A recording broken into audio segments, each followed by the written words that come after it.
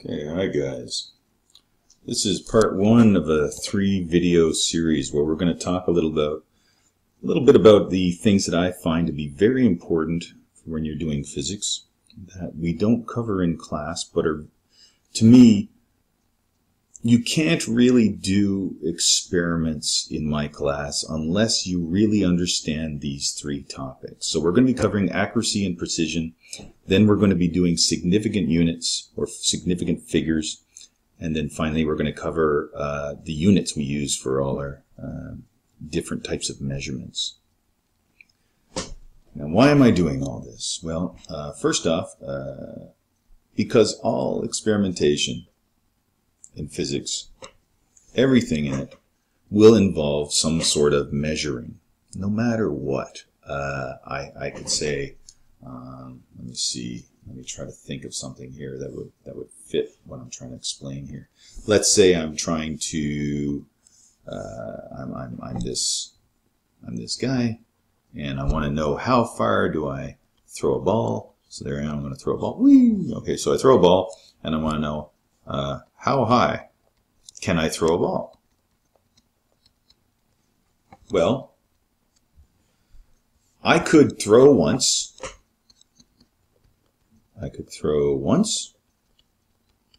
And maybe I go, oh, I measure, say, I don't know, let's say I can throw 30 meters in the air. And then, is this good? Does that mean I can throw 30 meters in the air? Well, maybe not. Because maybe when I threw, I sneezed, and I didn't throw very high. Maybe when I tried to throw, my arm hurt a little bit and I wasn't throwing as much. So you would probably say, to really know how far you can throw, maybe throw, I don't know, say 20 times or 50 times. So I go, okay, I got 30, then I got 31, then I get 30.5, and then you get 33, and then you get, maybe you get a 40, you threw really hard that time, or maybe you get a 25, you didn't throw very hard. And so after a while, you get all these numbers, but eventually the idea in physics is that if you do many, what we call trials, then I will get a better idea of what the real value is. To do it once is not enough. In all experiments, to do only one measurement is considered very, very bad. You want to do it as many times as possible to get a real good idea about how good your measurement is. So what you need to do is that in order to have a really good measurement, it needs to be both accurate and precise. Now, what is accurate and precise? Well, let's look at this. Precision. So after taking a lot of measurements, say I do a bunch of measurements, and remember what I'm saying there is, what I mean here is trials. That's another word for it. I pick a bunch of trials, and I notice that they're all very close to the same value. Now, what would that look like? Well, let's make the pen a little bigger here. But say I got a shot here, and I'm making a bullseye. So I'm trying to get a bullseye.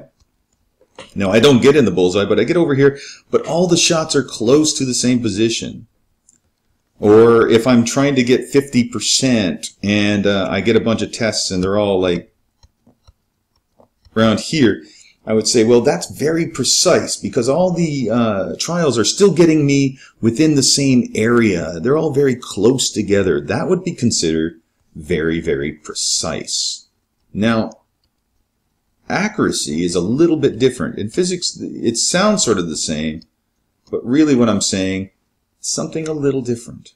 So, after taking a lot of trials or measurements, I'm noticing that they're all very close to an expected value. Expected value. Now, what does expected value mean? Maybe you haven't seen that before.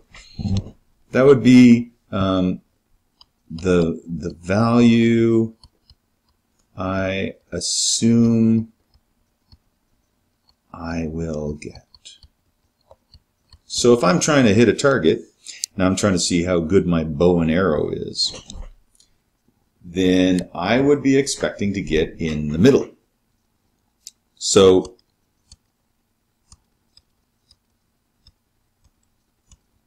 Now, if I took all these shots and I got the average of them, it would probably be roughly in the direct middle. So I would assume that these shots are very accurate. The question is, are they accurate and precise? Because remember what I said, to have really good measurements, they have to be both accurate and precise. So the question is, how are these two things different from each other? So you can have measurements that are accurate but not precise. You can have precise measurements that aren't accurate. And what we really want is we want to have it where they're both accurate and precise. The third one there. We want accuracy. We want precision. We want them both at the same time. But we could have horrible measurements. We could have neither accurate or precise. So one of these is the case. But what's the difference? How do I know when I have an accurate but not a precise? How do I know when I have precise but not accurate? So let's look at an example here. Let's say I've got a pot of water. Now I want to find out what the temperature is that the water will boil. Now the thing about that is that I already know water boils at what? You guys should know this already. At 100 degrees Celsius. But I'm going to stick in a little thermometer. So I'm sticking a little thermometer in there. That has a little, and I'm going to take a peek at it and take a bunch of trials. So let's say I'd have my trials and my temperature that I measure each time for each trial, and I would make a little chart. So let's say I did that. So let's say I did, let's see, trial 1, and I would take, I don't know, let's say five measurements, and I would take them, I don't know, every few minutes. And I get this. I get 67 degrees, I had, 68, 68, 65, 66. Okay. So I look at that. Now the question is, and what you want to ask yourself is this precise? Is this accurate? Is it both? Is it one and not the other? Ask yourself that. Pause the video if you can. And then try to answer it yourself before you continue on the video. Okay, I'll wait. Okay, so I assume you're back and you've written something down. So let's talk about this. First off, what is my expected value? My expected value is the 100 degrees. Are any of these close to 100 degrees? Or is the average of all of these 100 degrees? Is the mean value, I assume you know mean values from math, but is there any way to look at this as being close to 100 degrees? And I would say, no, it's not. So this is actually not accurate because I'm not getting a measurement set that is close to my expected value of 100 degrees. But I will notice that they're all very close together. They're all roughly around 67 degrees. So they're all very, very, very close to that. So it is precise. So the question is, what would be the cause of that? Well, I know I'm supposed to be getting 100 degrees. I know my water is boiling. So what could the problem be? And in this kind of situation, this is why in experiments, it's really important to know, is it accurate? Is it precise? Because if it is precise, it's reading it correctly, but it's not accurate, which means maybe I'm either measuring it wrong, maybe I'm looking at the thermometer wrong, or maybe my thermometer is broken, or there's something wrong with it. So that's why we check these things, because it tells us something about maybe why the experiment isn't working as well as it should. Let's look at one other possible example here. Let's say I got a coin, and someone says, "Hey, can you tell me how wide this coin is?" So you pull out your happy little meter stick, and you measure it, and you go, "Okay, let me take a look at that." It goes to roughly about there. So what is that? And someone says, "Oh, wait, it's 1.3579654 meters long." Now, what you would say to this is you say, "Well, wait a minute. What do I know for sure?" Well, I know this here, right here, this is 1 centimeter. And then this is 1, 2, 3. These are So if this is a centimeter and this is a centimeter, that means these here are marking millimeters.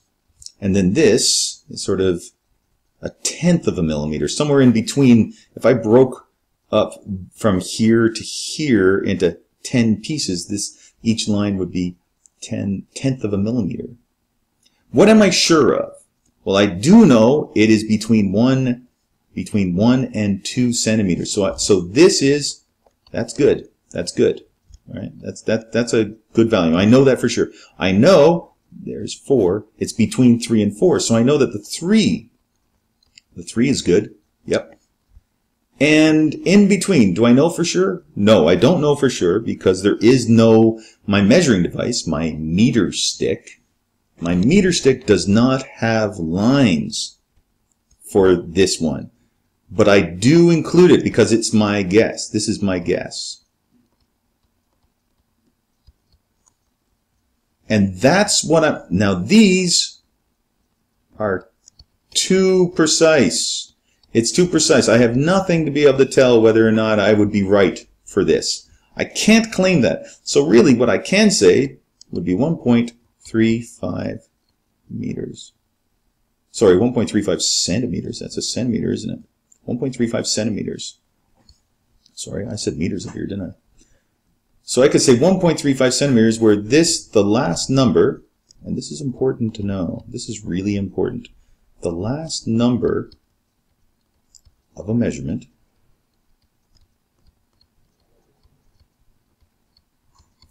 is your guess. Because I don't know for sure that that 5 is true. It could be 4.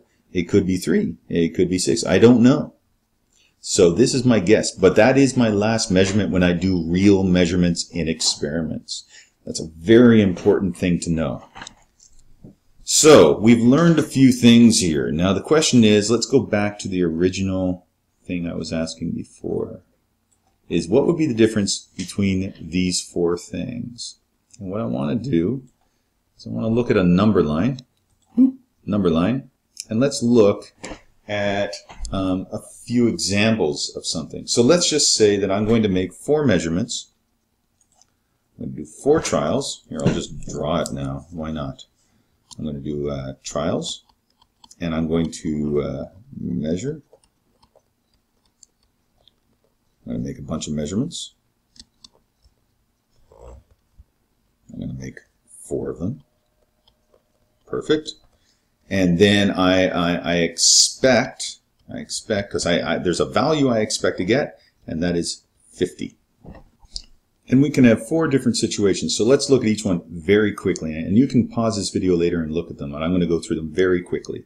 So the first situation is where I have both accurate and precise measurements at the same time. What does that look like? Boom, there you go. Okay, so what do we got? We got 4 measurements. They're all around 49.5, 50, 50, 50.5. And you can see on the number line, they're all sort of grouped together and also all around the expected value. And that's the important thing. So that would be the best case. That's what I really want. Now, let's look at the next situation. What if it is not accurate and not precise? What does that look like? Boom. Okay, so what's that? Well, we got numbers everywhere. We got 40, 55, 60, 62. They're everywhere, and also they're not around 50. So they're not grouped together, and they're not accurate. They're not around our expected value. Okay, very quickly, let's look at the other 2 situations. What about accurate but precise? And not precise, sorry. Accurate but not precise. What does that look like? Bam. Okay, here we go. So what do I got? I got 45, 60, 55, 40. They're all over the place. They're not precise measurements, but let's look at that for a moment. If I take the average of all these and divide, add them all up, divide by 4, I actually get 50. So I actually have an accurate set of measurements. They're just not precise. Okay, last one. It's not accurate, but it is precise. What does that look like? Let's take a look. Whammo, check it out. Okay, so we're not getting the expected value of 50, but they're precise because all the measurements are close together. Okay, so that's the difference between all the 4 things. Take a look through that again, and I'll get you on the next video.